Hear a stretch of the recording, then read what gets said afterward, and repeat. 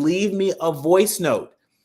Weigh in on news of the day. Maybe it's something I said, or it's something that one of our brilliant guests had shared, or maybe it's something in the headline that you just can't let go of. Whatever it is, use the open mic feature, and we just might amplify your voice right here on KBLA Talk 1580. Also, be sure to subscribe to a More Perfect Union podcast. Therefore, you will never, ever, ever miss an episode. For your listening pleasure, you got to make sure you're subscribed to a More Perfect Union podcast. Now, it's time for your national news roundup. It's time for the good, bad, and ugly headlines of the day. And kicking us off, some perhaps shocking news. A number of folks didn't even know he was ill.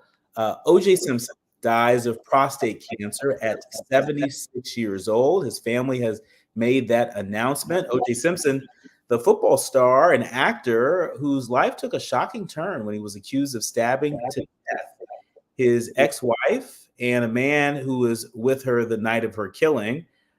He died on Wednesday of prostate cancer at the age of 76. This is according to a post on his social media attributed to the Simpson family, where they said, quotes, "Our father, Orenthal James Simpson, succumbed to his battle with cancer. He was surrounded by his children and grandchildren during this time of transition." And the post goes on to say that his family asked that you please respect their wishes and privacy and grace. We want to remind you that Simpson was acquitted of 2 counts of murder during a televised trial that gripped America and divided the country largely among racial lines. But the jury in the civil trial found Simpson liable for the double murder and later served 9 years in prison for his role in a botched armed robbery. He was granted parole in 2017. But, you know, the earlier years of Simpson, in his earlier years, it is not to be understated the impact that he had in sports. We're talking about someone who won the Heisman Trophy in 1968. You know what's happening in our country in 1968? And in the midst of all of that, O.J. Simpson managed to win a Heisman Trophy while starring at my alma mater, the University of Southern California. And at times, he looked unstoppable in the NFL as a member of the Buffalo Bills. And y'all remember way back when he was a member of the San Francisco 49ers. He definitely capitalized on his athletic success in Hollywood, developing a career as a successful actor and TV pitchman. But it all came crashing down after the murder charges that riveted America. And so a mixed legacy for O.J. Simpson as we report on his passing today at the age of 76. Moving along, NBC News is reporting that prosecutor explains unusual charge against former Virginia school administrator after 6-year-old shot their teacher. In Newport News, Virginia, a prosecutor said today that he will pursue the case against a former assistant principal indicted on a felony child neglect charge at the elementary school where a 6-year-old shot a teacher last year, and suggested others could be charged as the investigation continues. Just a day after a special grand jury's report outlining the case against ex-administrator Ebony Barker was made public, Newport News Commonwealth's attorney, Howard Gwynn, told reporters that he was, quotes, troubled by the findings and believes the charge is warranted. He added that he had never brought a charge against a school administrator or heard of it being done as it relates to this type of case, but, quotes, we go wherever all the facts will lead us. And so unusual advancement in this case in Virginia. We'll be sure to keep our eye on top of that and more. And while we're keeping our eye on things, a lot of folks in Jackson, Mississippi are absolutely grief-stricken by this story. A heartbreaking story. Former Jackson police officer was arrested in Louisiana for the murder of nurse Carlos Collins. Jackson Police Chief Joseph Wade confirmed to the Clarion Ledger, that's one of the local publications there, that Marcus Johnson, 33, has been arrested in connection with the murder of 25-year-old Carlos Collins. According to Wade, Johnson was captured 25 miles outside of Monroe, Louisiana, after a police chase involving the Mississippi Highway Patrol. Warren County deputies and several law enforcement officers from Louisiana. This all occurred just yesterday. Wade said that the chase began on Interstate 20 in Mississippi and ended in Louisiana. According to Public Information Officer Tommy Brown, Johnson worked for the Jackson Police Department for 8 months in 2013. He was separated from the Jackson Police Department pending disciplinary actions leading up to his immediate termination. Johnson resigned shortly before his termination, and in a separate incident in 2014, Johnson was arrested and charged with impersonating an officer at the Palisades Apartments near Jackson State University.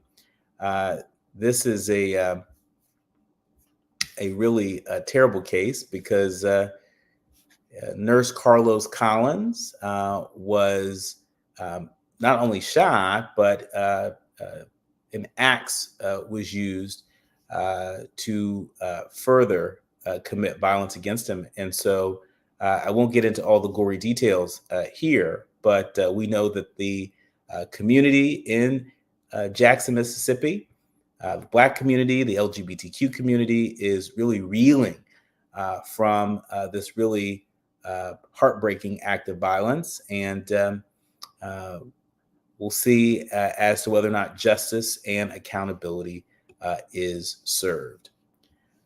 Finally, the Washington Post is reporting that the states warned Biden could miss ballot. Dems say exceptions have been made for the GOP.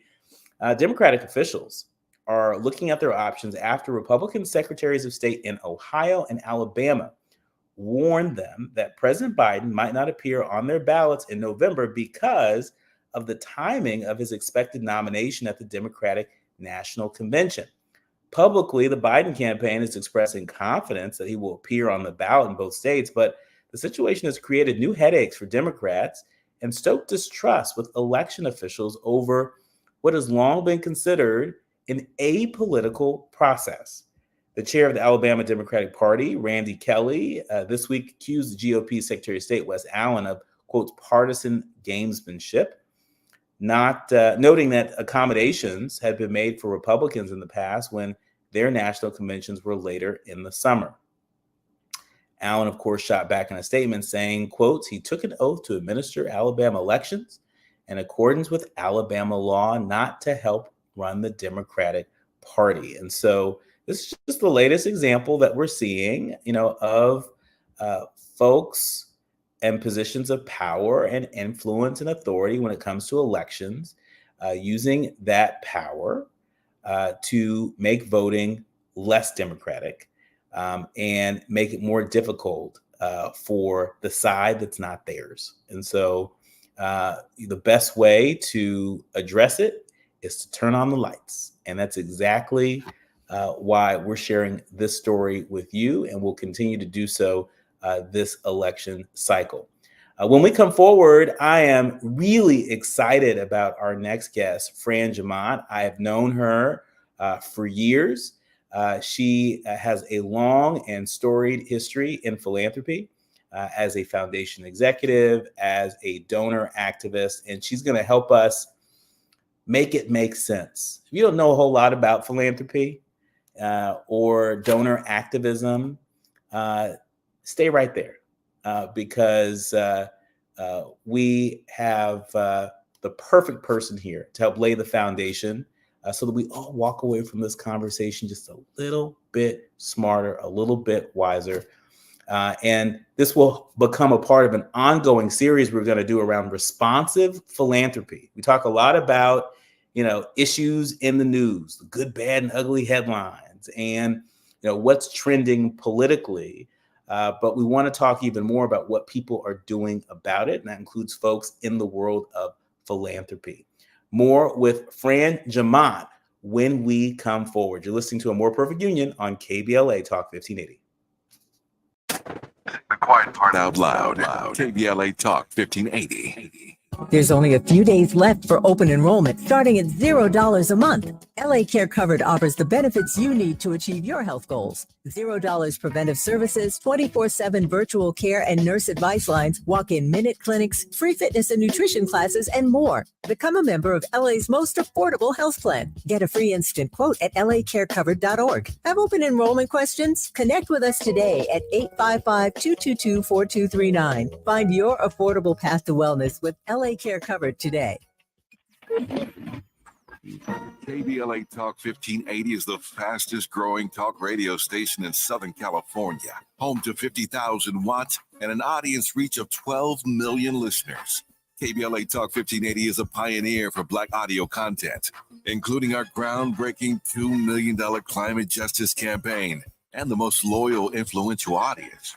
According to an independent research study by the polling firm Aviterus, for the second consecutive year, KBLA Talk 1580 is the most trustworthy, reliable, and credible news source for Black audiences and beyond in Southern California. Let KBLA Talk 1580 power your advertising dollars. Our omni-channel custom marketing solutions are specifically tailored to connect with your ideal target audience. We leverage audio, podcasts, streaming, digital, social media, and local activations to get your message out to the Black community. Get in touch with our advertising team today at advertising@kbla1580.com. That's advertising@kbla1580.com.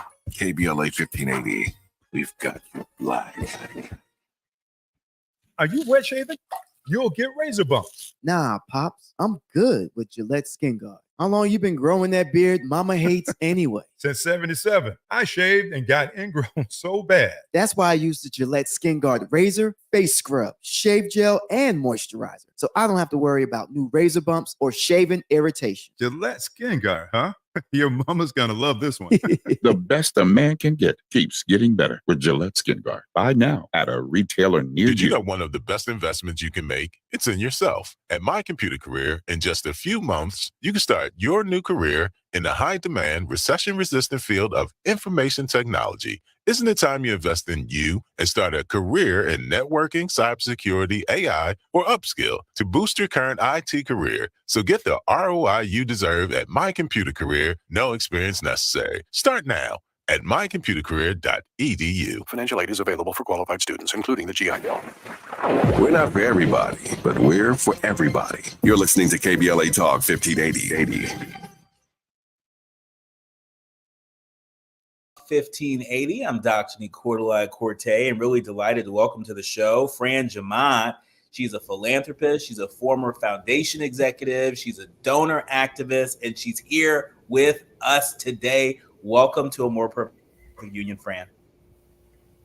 I'm very happy to be with you this afternoon. Thank you for having me. Of course. And before we take a stroll down memory lane in philanthropy, I want to get your reaction to a pretty major announcement that was made yesterday right here on KBLA Talk 1580. Cornell West announced Black Lives Matter activist and professor Melina Abdullah as his VP pick. We know that independent presidential candidate Cornell West, he announced that Melina would be joining the ticket. He called her, quotes, one of the great freedom fighters of a generation, one of the great love warriors of a generation, and a lover of the people. You know Melina. What was your reaction when you heard the news? Well, I'm not surprised that he chose a brilliant woman with a level of political astuteness that I've admired for many years. I have opinions about third-party candidates.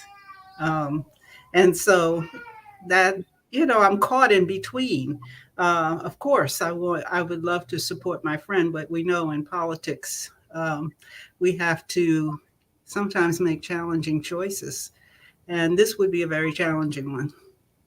Do you think this will also be a challenging choice for a lot of Black voters out there? We've seen a lot of displeasure, some disillusionment with the presumptive Republican nominee, Donald Trump. And the Democratic nominee, Joe Biden. We've seen the uncommitted voter movement, grow from primary state to primary state. How potent could this West Abdullah independent ticket be in terms of taking votes away from Biden or even Trump? So I know we always want to have choices, and we always want to exercise a voice, and particularly we want to preserve the right to exercise a protest voice. I don't want to squash any voices. There's so much on the line with this presidential election. I'm not sure this is the moment, and what the protest will accomplish. It could defeat so much that we've collectively worked for, and Melina has been, on the forefront of the social justice work in Los Angeles and around the country. So much that what we have worked for could evaporate if this election ends up being, if the Black vote gets dissipated. And so I'm in favor of having a strong, unified Black voice, and that we also keep pressure on the Democratic Party to continue to address what's most important to Black communities, but to democracy, voting rights, reproductive health. These are important to all communities. So I think we need a strong voice in this election. And speaking of, strong voices, there has been a lot of work over many years in philanthropy to really center the voices of Black folks, of Indigenous folks, of people of color, of women, of traditionally marginalized groups in an industry that has said, we'll do for you, but not with you more often. And so, for our leaders, learners, and listeners that maybe don't know a whole lot about the world of philanthropy, can you, very high level, help us understand what is philanthropy and what has philanthropy look like, particularly for, Black people and people of African descent over time? Sure. If you look it up, it's quite simply the love of humankind. And that's noble.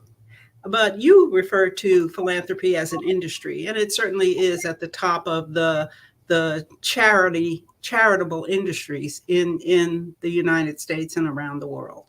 So philanthropy, like any industry, the auto industry, the agriculture, the food service industry, is segmented. It's in compartmentalized.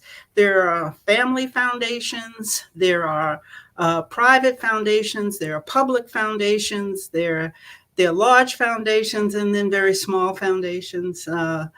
And trying to navigate philanthropy would take more time than we have on this show. I think it's important that we understand that philanthropy plays a vital role in the society, and that everybody should understand that they can have a role in philanthropy, and that it is worth checking out how important your voice can be in a philanthropic setting, because, of course, philanthropy can speak volumes. I worked for Dorothy Height many years ago. Very few people know the role that organized foundations played in the 1963 March on Washington, in the Civil Rights Movement. We just are beginning to understand and comprehend that we have allies outside the Black community, and some unusual suspects. And yet, the record will show that so many of the gains that we have made as a society and as a people have been fueled by organized philanthropy. Not perfect, come on, not without problems. And our presence is growing in organized philanthropy. And I work with small community-based organizations who are just beginning to understand philanthropy and how to get grants and how to move ideas. So I think this is brilliant for you to explore the role of philanthropy in our lives and to do it over time, because it is an opportunity to educate, inform, and perhaps lead to some activism within the field. That's absolutely right. And our commitment to our leaders, learners, and listeners is to really launch this conversation as the first of many in a series around responsive philanthropy. So often we talk about issues that are trending in the news and, what's not working and we don't talk enough about the folks that are on the front lines that are working to address these issues and solve for these issues. And philanthropy plays an important role in that. And so we want to have a regular focus on responsive philanthropy and people on the front lines like yourself. Can you make the distinction between old school philanthropy and this term that I'm using now, responsive philanthropy? So old school philanthropy pretty much was about high net worth donors creating organizations. Their boards consisted of their friends and families. They were like-minded people. They looked alike, they acted alike, they thought alike, and they thought they knew what was best for the society, and they went about doing what they thought was best. And oftentimes they didn't invite the public in a way of saying, well, come to us, apply for a grant. There was no openness. And as we saw the emergence of large public foundations, there was a greater demand from the public that philanthropy become more responsive to social conditions and social needs. And so responsive philanthropy is where the foundations open up to the communities and say, tell us what you're doing, tell us what you'd like to do, tell us what resources you need, tell us how we can participate. That's usually in the form of a grant application. So non-responsive is where somebody else is making the decisions. Responsive is where the foundation is making an effort to include a variety of voices. And it's a very, very competitive field. Yeah. Well, we certainly hope that this program becomes a resource for donor activists and foundation executives and everybody in between. Hopefully a communications channel for folks in philanthropy to have a better sense of what the issues look like on the front lines and where the need is, where the hurt is, where the harm is, and potentially where the solutions are. We're talking to Fran Jamont. She's a donor activist, and she is our first of many guests as we focus on bringing more content to you around responsive philanthropy. Fran isn't going anywhere. When we come forward, we've got more questions and she's got more answers. You're listening to A More Perfect Union on KBLA Talk 1580.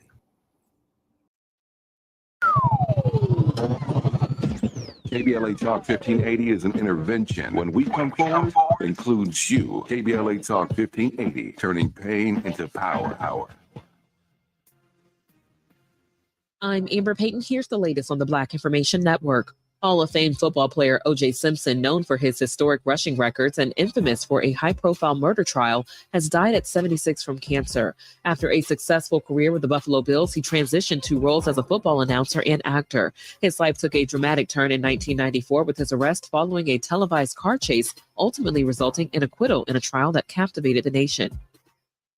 A Goucher College Baltimore Banner survey conducted from April 3rd to 7th among over 700 registered voters shows Baltimore City voters give high marks to elected leaders for their response to the Francis Scott Key Bridge collapse. Governor Wes Moore, who is Black, received a 74% approval rating. President Biden garnered 62%. And Mayor Brandon Scott, who is also Black, earned a 61% approval rating. That's the latest. I'm Amber Payton on your home for 24/7 News, the Black Information Network.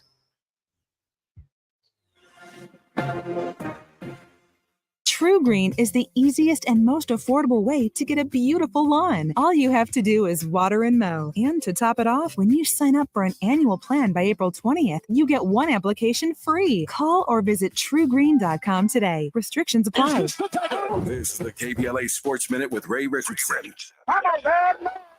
For many people, the first thing that comes to mind when they hear the name O.J. Simpson is the infamous car chase in L.A., a year-long double murder trial that aired on TV every day, the emergence of a lawyer named Johnny Cochran, and a not guilty verdict heard around the nation. Those are the storylines that will follow O.J. Simpson to his grave. When Simpson died early Thursday morning from prostate cancer at age 76, he was more known for his alleged involvement in the 1994 murders of his ex-wife Nicole Brown Simpson and her friend Mark Goldman. Before Simpson's life took a tragic turn, he was one of the most gifted running backs to ever carry a football, a Heisman Trophy winner at USC, an 11-year career in the NFL, Hall of Fame inductee, the first NFL running back to rush for 2,000 yards in a season. So sad that O.J. Simpson will always be remembered for something else. No debates, no speculation, just the info you need. That's your KBLA Sports Minute. I'm Ray Richardson on KBLA Talk 1580.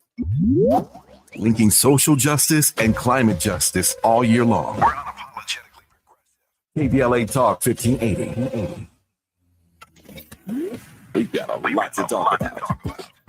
Race, culture wars, political turf battles, criminal justice and injustice, the courts. These are the conversations you won't hear elsewhere. My guests are leading journalists, celebrities, and sports figures, elected leaders, and influencers. They aren't afraid to get into it and say the quiet part out loud. With Ariva Martin in real time, your commute just became the most engaging part of your day. Tune in weekdays from 4 p.m. to 6 p.m. or find us on YouTube. Ariva Martin in real time, when you want it straight, no chaser. Unapologetically progressive. KBLA Talk 1580. We've got your black. Imagine with me here for a minute the most beautiful panoramic setting. Maybe it's an endless ocean, waves crashing on a beach, or a crystal clear mountain lake, peaceful and quiet. Or maybe it's just little kids playing in the park down the street. Wherever your imagination takes you, now imagine right smack in the middle of this perfect picture, a piece of litter. Just one piece right there in the middle of it all. Doesn't exactly fit, does it? In fact, even though it's just one piece, now it's all you can see. That one piece ruins everything. And that's the thing about litter. It doesn't take much to ruin everything. One thing's for sure, it simply does not belong anywhere in California. So here's the good news. If we work together, we will change it. We don't have to let litter, even just one piece, ruin your perfect picture. Not anymore, not ever again. Clean California, zero litter is the goal. Brought to you by Caltrans and CleanCA.com. To help combat climate change, LADWP is helping neighborhoods have better access to electric vehicles by awarding nearly $130 million in EV rebates to customers just like you. From big savings on used EVs to building new charging plazas, LADWP is charging ahead to help all Angelenos experience the benefits of EVs. Get rebates of up to $4,000 for a used EV and $1,750 for a charger. Learn more at ladwp.com/EV. That's ladwp.com/EV. This is KBLA Talk 1580, where everybody is somebody and nobody is a stranger. You belong here. To a more perfect union on KBLA Talk 1580. I'm Dr. Nii-Quartelai Quartey, and just thrilled to be in conversation with my forever friend, Fran DeMont. She is the philanthropy whisperer. Some might call her that.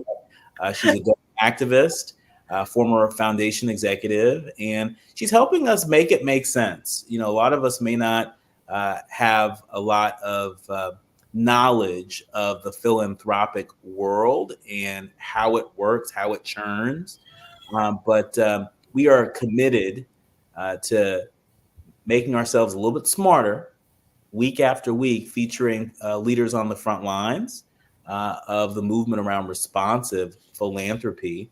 And, these people on the front lines, it's not just, the ordinary folks among us, but in some cases, they are leaders in government. Take a listen to this clip from an interview that Governor Wes Moore did with Jonathan Capehart and former Massachusetts governor. Take a listen to what they had to say. Please welcome Deval Patrick, Wes Moore, and Jonathan Capehart.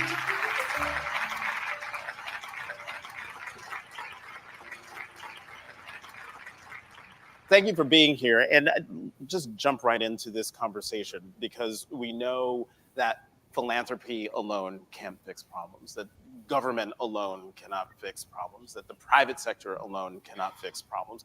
And so, Wes, I want to start with you to find out how do you see the role of government in your work with the Robin Hood Foundation? I see the role of government as pretty twofold. First, I think the role of government is the role of partner in the work, where we understand that as a foundation in the world of philanthropy, that our capital should be patient, but it's not going to be permanent. And so there's a role of being able to be the risk capital. There's a role of being able to go out and de-risk things that you can then pass off to government partners. So, you look at the history of Robin Hood, where, for example, we started funding needle exchanges before anyone else was funding them.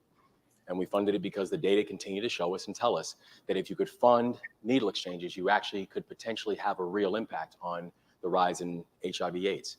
Well, Robin Hood doesn't fund needle exchanges anymore. Nobody does. The reason is because the federal government does it. But the federal government was never going to be first money in. So we see government as a partner in the fact that we can put in initial capital and then have them work to scale. But government is also complicit in the level of inequality that we have in our society. The fact that we have 9.8 million children living in poverty is a direct result of government policies. And the truth is, when we say, well, poverty is a choice, it is. It's a choice of our society to allow poverty. It's a choice of our government to put in policies that allow that level of disconnection and that level of disillusion. So I'm going to ask you, Fran, do you agree with Governor Wes Moore? That was before he was governor. Do you agree with his assessment in terms of the role of government and the role of philanthropy, and with government really being there to manage risks? So I very much associate myself with that perspective and appreciate the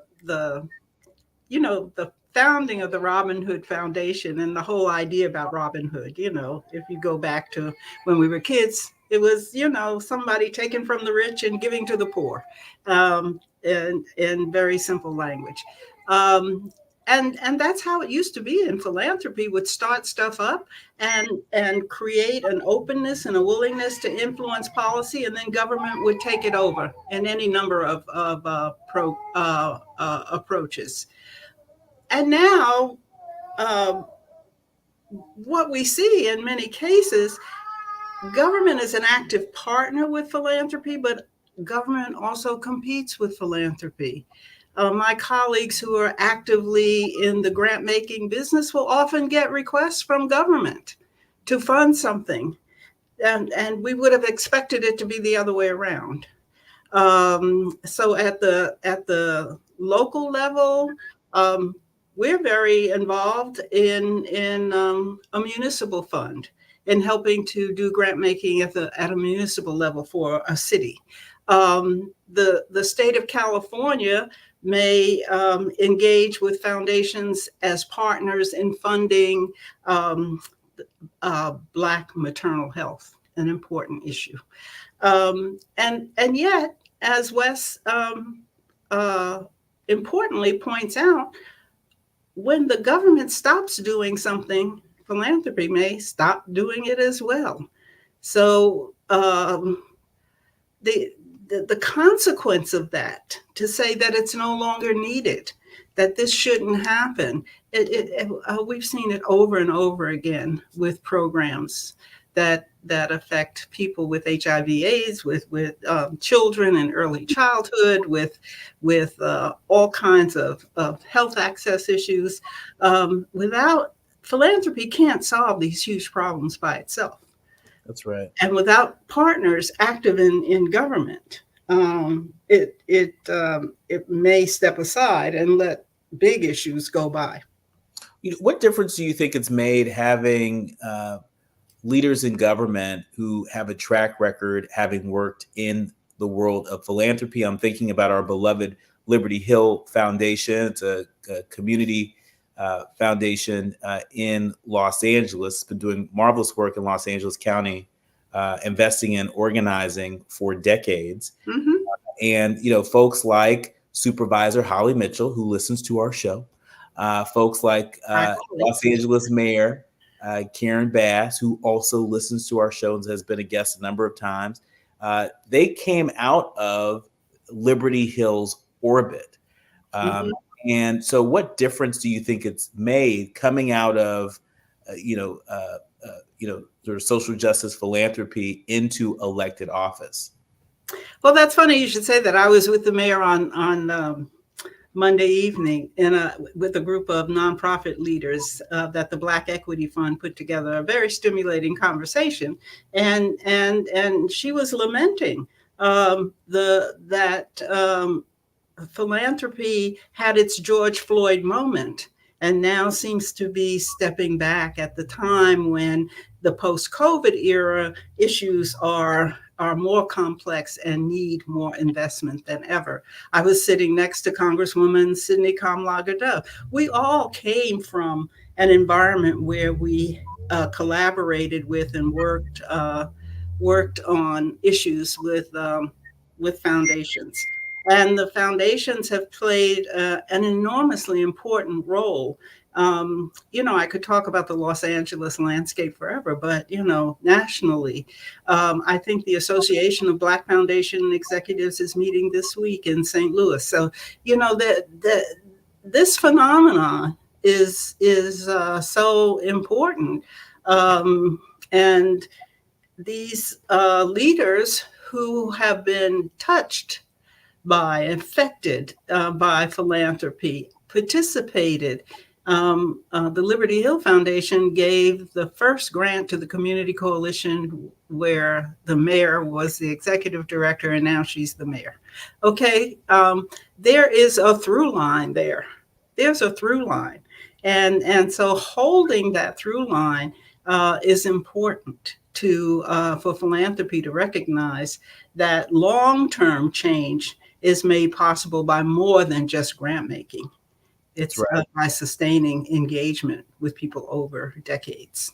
That's right. And it's a reminder of the return on investment when it comes to investing in organizing, right? Mm-hmm. There are a lot of folks that, will invest in services, and that's important.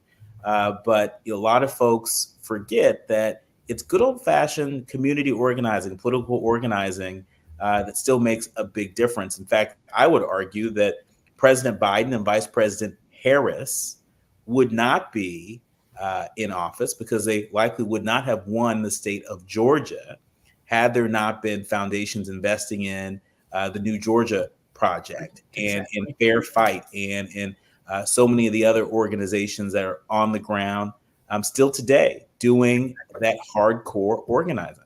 Exactly. And when I started as a program officer back in 1996,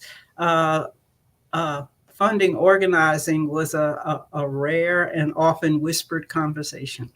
And now, it's a full circle moment where foundations are now looking for staff who have been organizers.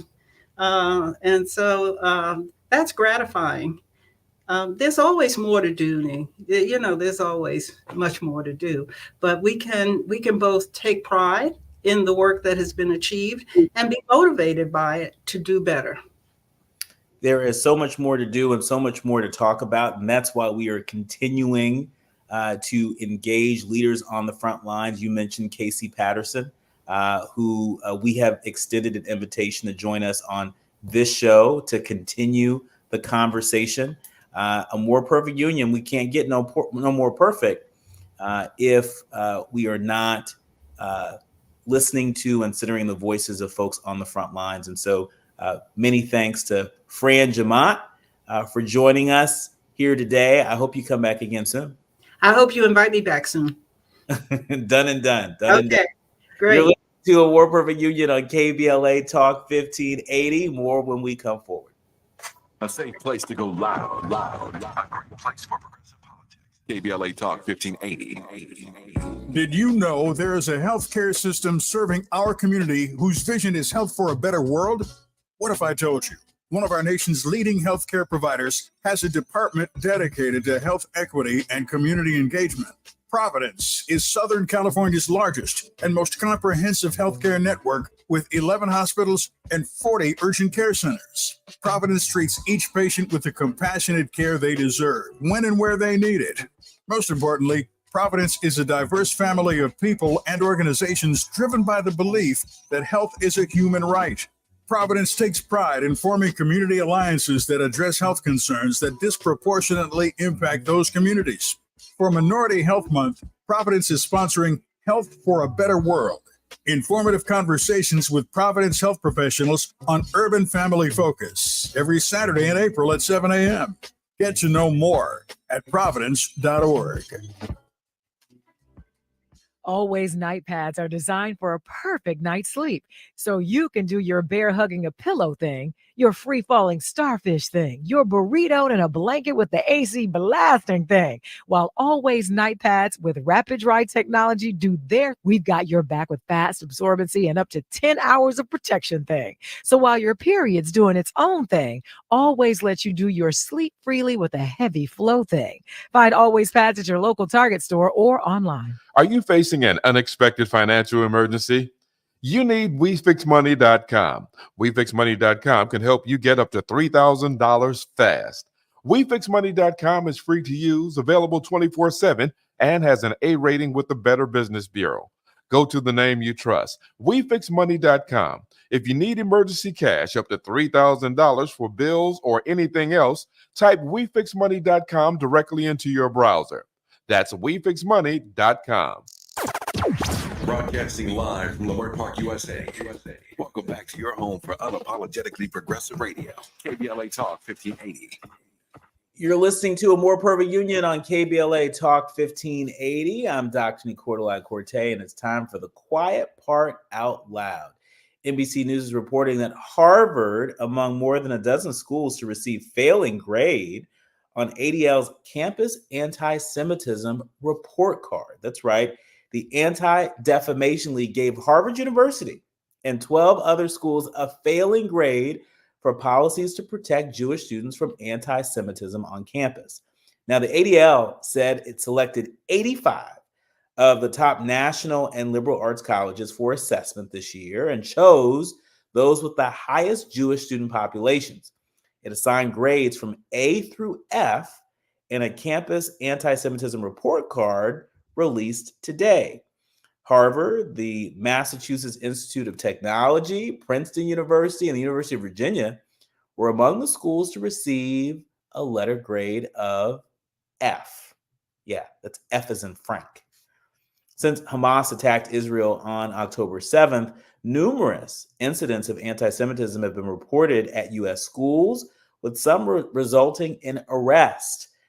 Just in November, the U.S. Department of Education announced an investigation into a half dozen U.S. colleges and universities and a local school district for alleged anti-Semitic and Islamophobic incidents. It opened a separate probe into Harvard following a complaint that alleged the Ivy League school discriminated against Jewish and Israeli students when it failed to respond to alleged incidents of harassment. That's what the Boston Globe reported. And we all remember back in December, when former Harvard president Claudine Gay and two other elite university presidents testified before the House Education Committee on campus anti-Semitism. But Gay drew heated criticism for appearing to sidestep the issue during her testimony. Well, Dr. Gay announced her resignation in January, and a spokesperson for Harvard said, quote, "Anti-Semitism has no place in the Harvard community. We remain steadfast in our commitment to combating anti-Semitism and hate in whatever form it manifests itself." So this is my question. You know, we saw Dr. Gay ultimately resign from her job as president of Harvard University, barely 6 months into that job. There were also reports that there was a concerted effort by conservatives to oust Claudine Gay from that role. And you know, it's been reported that there were other targets on their list in terms of university presidents. My point is, got the ADL here assigning a letter grade of F on this anti-Semitism report. Now, let me just say, as a university professor, none of my students start off receiving an F. In fact, no teacher, no professor wants to flunk their students. You want to do everything you can to prevent your students, you know, from getting anything less than a passing grade. Nobody takes pleasure in that whatsoever. But if Harvard really deserved an F letter grade, according to this anti-Semitism report card, that F grade couldn't have happened over the course of just 6 months when Dr. Claudine Gay happened to be president of Harvard. That suggests to me that there was some funky stuff afoot in the culture and in the policies at schools like Harvard long before Dr. Gay's tenure. To put a finer point on it, Dr. Gay resigned after being in the role for 6 months for upholding the policies of Harvard at the time. But how much have those policies changed since she resigned? You know, there's a whole board of trustees that governs Harvard. What have they done since her resignation? Has this report card gotten any better since Dr. Gay's resignation? These are all very important questions. And you better believe right here on this program, we're going to make sure that we're talking to the right people to get the right answers to those questions. This is The Quiet Part Out Loud. You're listening to A More Perfect Union on KBLA Talk 1580. More when we come forward. The station you turn to when you've had it up to gear with cultural incompetence. KBLA Talk 1580. The possibility of lung cancer can be pretty scary, especially if you're one of approximately 8 million current or former smokers at high risk. That's why SaveByTheScan.org wants you to know that now there's a breakthrough low-dose CT scan that can detect lung cancer early, and it only takes 60 seconds. You stop smoking, now start screening. For an easy quiz to see if you're eligible, visit SaveByTheScan.org. It could save your life. SaveByTheScan.org is brought to you by the American Lung Association's Lung Force Initiative and the Ad Council. KBLA Talk 1580. KBLA Talk 1580 believes in community empowerment through the arts. Thea Chucha Central Cultural is on a mission to transform community in the Northeast San Fernando Valley and beyond through ancestral knowledge, the arts, literacy, and creative engagement. The Northeast San Fernando Valley has a population of about 500,000, the size of the city of Oakland, yet it has no bookstores, art galleries, or full-fledged cultural spaces until Thea Chuchas opened its doors in 2001. Founded by renowned poet and activist Luis Rodriguez, Thea Chucha's Cultural Center provides a year-round free or low-cost arts and literacy bilingual intergenerational programming in mural painting, music, dance, writing, visual arts, healing art sessions, and healing talking circles. Activities also include Mexica, Aztec dance, indigenous cosmology, philosophy, and 2 weekly open mic nights, one in Spanish, the other in English. In addition, they host author readings, film screenings, and art exhibits. To express yourself, heal yourself, attend an event, or volunteer, please visit www.tiachucha.org. That's TIACHUCHA.org. This is a community call to action from KBLA Talk 1580. So my home is also my office. And before I can focus, every room's gotta be clean. That means tidying up and spraying my Febreze Air Mist. Ooh, that's fresh. Febreze Air Mist scents are all high quality. They fight any weird funk, and they give my air an instant boost of freshness. So not only does my home smell good, I feel good too. After I Febreze, it's time to start my day. Breathe happy, Febreze. This is KBLA Talk 1580, where hate meets a scholarly match. You're listening to A More Perfect Union on KBLA Talk 1580. I'm Dr. Nii-Quartelai Quartey, and let me finish with this. There are some stories out there that just stick with you. You just can't shake them loose. People that you just don't forget. And one of those folks is Ralph Yarl from Kansas City, Missouri. You might remember him as the Black teenager who survived being shot in the head after he rang the wrong doorbell nearly a year ago. Well, he's only now coming to grips with how the shooting has affected him. Sometimes Yarl, 17 years old, who sometimes he turns inward, ignoring phone calls and texts from loved ones. He skipped senior prom because he was afraid people would ask him about the shooting, and he wasn't sure how he would respond. And he acknowledges that his brain doesn't process dense information the way it once did. Yarl, who was shot in the head last April 13th to be exact, when he went to the wrong house in Kansas City to pick up his two younger brothers, has struggled with a seesaw of emotions since that fatal day. Anger, hope for the future, sadness, and compassion. Those are the range of emotions that Ralph Yarl has been feeling. And family members said that Yarl, who still bears an uneven scar on his forehead from the bullet that grazed his skull and left him with a traumatic brain injury, has struggled to reckon with what happened to him. Saying, quotes, Ralph minimized it as if nothing happened, said his mom, Cleo. But the thing with trauma is that the body will process it when it's ready. I knew it was coming. At times, he wants to disappear, she said.